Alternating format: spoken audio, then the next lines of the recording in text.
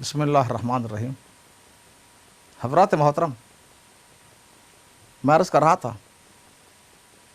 کہ یہ دین اور دنیا کے علوم کی تفریق اور دوئی کہ دینی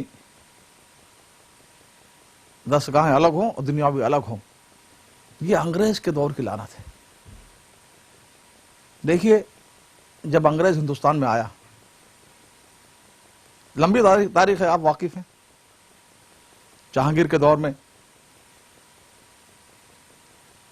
اس کی جہانگیر کے عزیزہ کا علاج کسی برطانیہ کے انگریز طبیب نے کیا۔ خوش ہو کر انہوں نے فرمایا کہ مانگ کیا مانگتا ہوں۔ انگریز بڑی قوم پرست لوگ ہیں، اپنے لیے نہیں مانگا، اس نے کہا میری قوم کو تجارت کی اجازت دے دی جائے۔ اس کے بعد ان کا اثر رسوخ بڑھتا گیا۔ جہانگیر نے ایک کوٹھی دے دی تھی لکھنؤ میں، فرنگی محل، جو کہلاتا آج۔ بعد میں اورنگزیب عالمگیر رحمۃ اللہ علیہ نے دیکھا کہ جو شرائط تھی اس کی پاسداری نہیں کر رہی ہے، ان چیزوں میں دخل دے رہا ہے جو ان کا حق نہیں تھا، تو وہ واپس لے لی۔ اب ملا نظام الدین ساہلوی رحمۃ اللہ کو دے دی، جو درس نظامی کے بانی ہیں۔ تو میں عرض کر رہا تھا کہ انگریز اثر رسوخ بڑھاتا چلا گیا۔ پھر دیکھا کہ برِ صغیر میں غداروں کو تلاش کرنا آسان ہے، آپس میں لڑانا آسان ہے۔ اب اس نے یہ کیا، ایک دوسرے درمیان بدگمانیاں پیدا کی۔ سراج الدولہ کا جو وزیر تھا میر جعفر رافضی، اس غدار کو خریدا، اس کے کچھ ہندو وزیروں کو خریدا۔ سلطان ٹیپو کے ایک اور رافضی وزیر تھا میر صادق، اس کو خریدا، اور درمیان میں بندر بانٹ میں اپنے حصہ ہی رکھتا تھا۔ یہاں تک کہ پہلے کلکتے میں حکومت قائم کی، پھر اس کے پیر پھیلنے شروع ہوئے، لمبی داستانیں سب واقف ہیں۔ 1857 میں یہ دہلی کے تخت پر قابض ہو گیا۔ بہت برا وقت ہے یہ، اور انگریز اس عزم کے ساتھ آیا تھا کہ اس ملک کو کرسچن ملک بنانا ہے۔ بڑے بڑے پادریوں کا، مشنریوں کا جلوں میں آیا تھا، بڑے بڑے لوگ ساتھ میں تھے کہ اس ملک کو عیسائی ملک بنانا ہے۔ انگریز نے پہلا کام یہ کیا کہ دینی مدارس بند کر دیے، ان کی جائیدادیں جو وقف تھی وہ ضبط کر لی، اور جنگ آزادی تو اصل علماء نے لڑی ہے۔ شاملی کا پورا واقعہ ہمارے سامنے ہے۔ حضرت حاجی امداد اللہ رحمۃ اللہ علیہ، حضرت گنگوہی رحمۃ اللہ علیہ، حضرت نانوتی رحمۃ اللہ علیہ، پیر زامن جیسے محدث شہید ہوئے، بڑے بڑے علماء شہید ہوئے۔ اب انگریز کو غدار ملتے چلے گئے، اپنے پرائے سکھ ان کے ساتھ مل گئے، گورکھے نیپالی مل گئے، ہندوؤں کا برہمنوں کا ایک طبقہ مل گیا، ہمارے غدار مل گئے سرحد اور پنجاب سے جو مسلمان تھے۔ اب ایسے حالات میں خطرہ تھا کہ اسلامی رخصت ہو جائے، یہ اسپین نہ بن جائے۔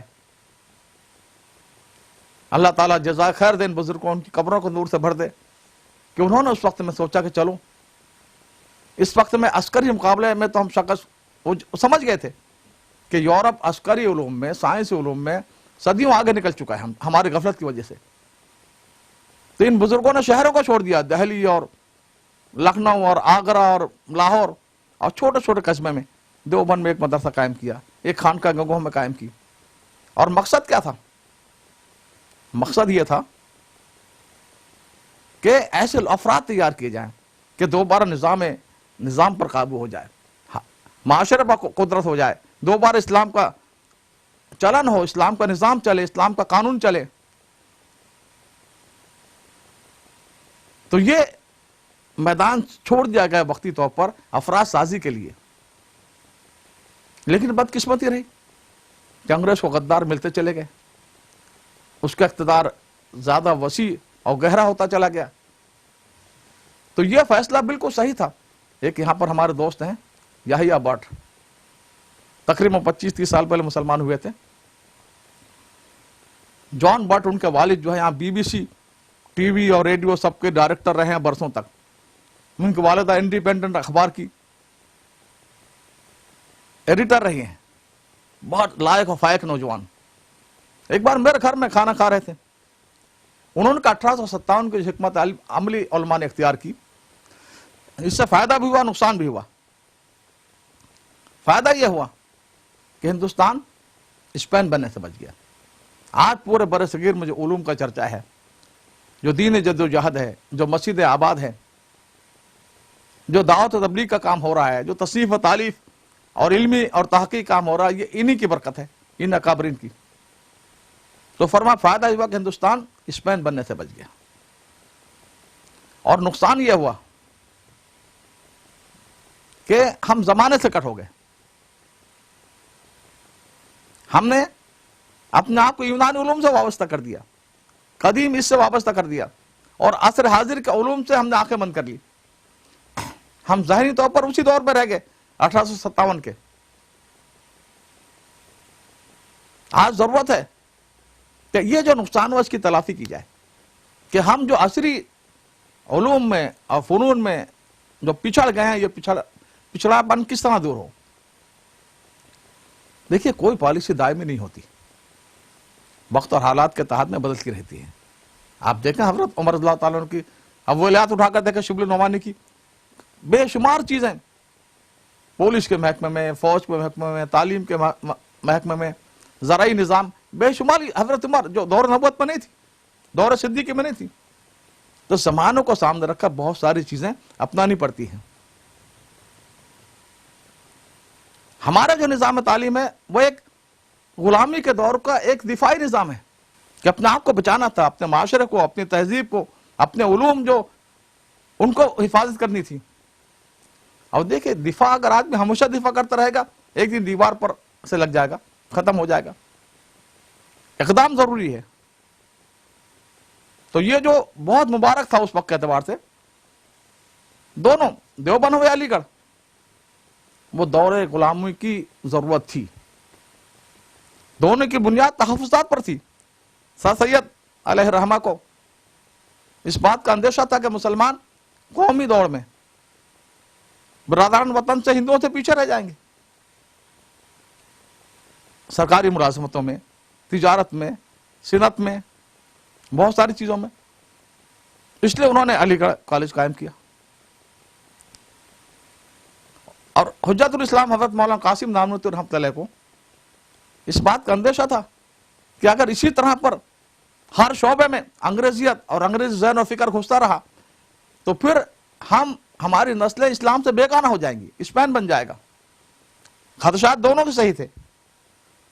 تو اس دور کی ضرورت کے اعتبار سے جو انہوں نے کیا، یہ اسی کی برکت ہے کہ آج دین بھی باقی ہے، دنیا میں بھی تھوڑا بہت. لیکن دور غلامی کی ضرورتیں تھی. آزادی کے بعد دونوں کو بدل جانا چاہیے تھا. انقلاب آ جانا چاہیے تھا نظام تعلیم میں، نصاب تعلیم میں. عصر حاضر کی ضرورتوں کو سامنے رکھ کر آزادی کے بعد بنگلہ دیش میں، پاکستان میں، خود ہندوستان میں آج کی ضرورتوں کو سامنے رکھ کر وہ چیزیں داخل کرنی چاہیے تھی جو ہر دور میں داخل کی گئی. لیکن بدقسمتی سے ہم یہ نہیں کر سکے. ہم نے اسی کو مقدس قرار دے دیا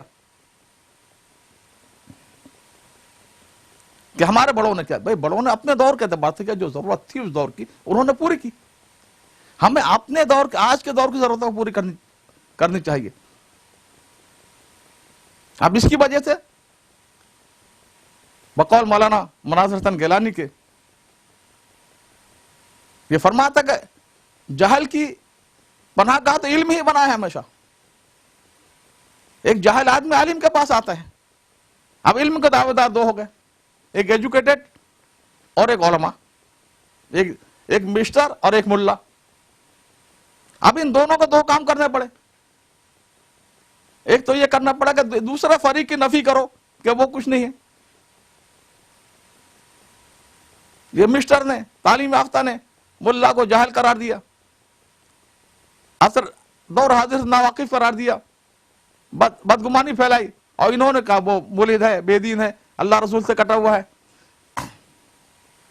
अब आवाम कहाँ जाए? तो ये दो जो बन गए।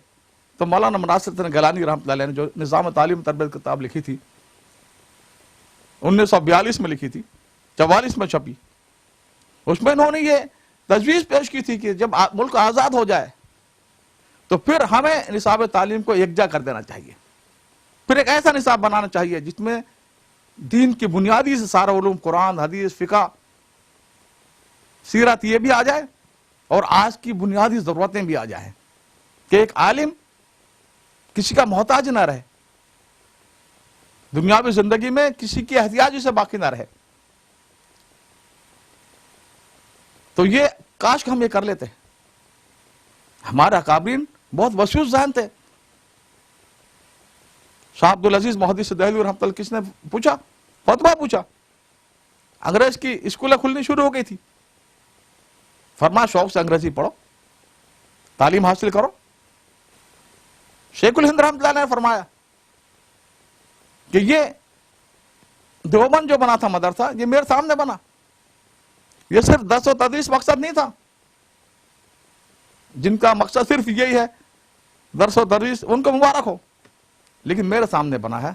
हजरत उस्ताद ने इसलिए बनाया था कि शामली की जो नुकसान था, खसारा, उसकी तलाफी की जाए, ऐसे लोग तैयार करे जाए दौर निजाम पर हावी हो, मुल्क की बागडोर उनके हाथ में हो, न सिर्फ निजाम तालीम की बल्कि पूरे माशरे की और निजाम सियासत की और हुकूमत की। और ये फरमाया कि हजरतुल उस्ताद हुज्जतुल इस्लाम मौलाना कासिम नानूतवी रहमतुल्लाह अलैह ने दुश्मन यानी अंग्रेज को धोखा देने के लिए इल्म की चादर डाल दी थी कि भाई ये अली बात पढ़ रहे हैं, कुरान के उलूम को पढ़ रहे हैं, इनसे कोई खतरा नहीं है। तो वो एक वक्ती पॉलिसी थी, बदकिस्मती से हमने दायमी बना लिया उसे कि बस इसके सिवा कुछ करना नहीं है। अब देखिए हाफिज मोहम्मद अहमद साहब, मौलाना कासिम नानूतवी ने बेटे, कारी तैयब साहब रहमतुल्लाह के वालिद, वो जब निज़ाम के पास गए हैदराबाद में, निज़ाम ने माली आनत भी की और एक खुशखबरी दी कि हमारी इतनी बड़ी रियासत है, आज के पाकिस्तान के बराबर थी रियासत, बहुत वसी, यहां निज़ाम अदल जो है फिक़ह हनफी पर है और उर्दू में है। आपके यहां जो तलबा निकलेंगे मदरसे से, तो वो यहां पर अदालती निज़ाम में पेशकार है, मुंशी है, उसमें लग जाएंगे। हाफिज मोहम्मद अहमद रहमतुल्लाह अलैह खुश हो गए। जब वापस आए तो सरपरस्त हजरत गंगोही रहमतुल्लाह अलैह उनके पास पहुंचा खुशखबरी सुनाने के लिए। देखो अल्लाह ने हमने हमारे बच्चों की रोजी रोटी का भी इंतजाम कर दिया है। निजाम हैदराबाद ने यह कह दिया कि बच्चे, हजरत गंगोही रहमतुल्लाह अलैह बड़ी बसीरत, वाक़त आलम रब्बानी, शाहुल्लाह के बाद ऐसी हंसी पैदा नहीं हुई हिंदुस्तान में। फरमाया हाफिज साहब, मैं आपको बहुत भोला सादा समझता था, इतना भी भोला सादा नहीं समझता था अल्लाह के बंदे। हमने ये देवबंद का मदरसा को निजाम की स्टेट चलाने के लिए बनाया, झाड़ में जाए उसकी स्टेट, भाड़ में जाए। हम तो इसलिए कि इस्लाम रुखसत ना हो जाए, और हमने जानबूझ कर निसाब ऐसा रखा कि ये और किसी काम का ना रहे, सरकारी मुलाजमत का ना रहे, वरना रुपया 2 रुपये की मामूली तनख्वाह पर छोटे छोटे देहात में कौन कलमा नमाज याद कराएगा, कौन अली बाता पढ़ाएगा, कौन कुरान पढ़ाएगा, कौन बुनियादी जरूरत वाकिफ कराएगा, सारे पैसे के लिए उधर चल जाएंगे सरकारी इसमें। हमने जानबूझ कर निसाब ऐसा रखा कि और किसी काम का न रहे, झक मार के यही करे। एक हिकमत अमली थी, वक्त की जरूरत थी, ये नहीं कि क़यामत तक यही करना है कि बस ऐसी मौलवी बनाने हैं कि और किसी काम का ना हो सिवाय इमामत के और सिवाय मकतब पढ़ाने के। वो तो वक्त की पॉलिसी थी।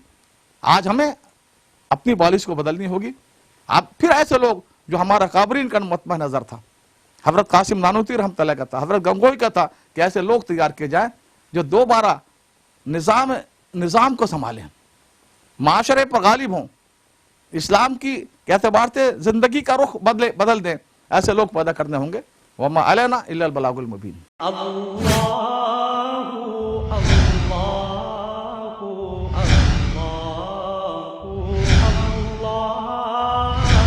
Allah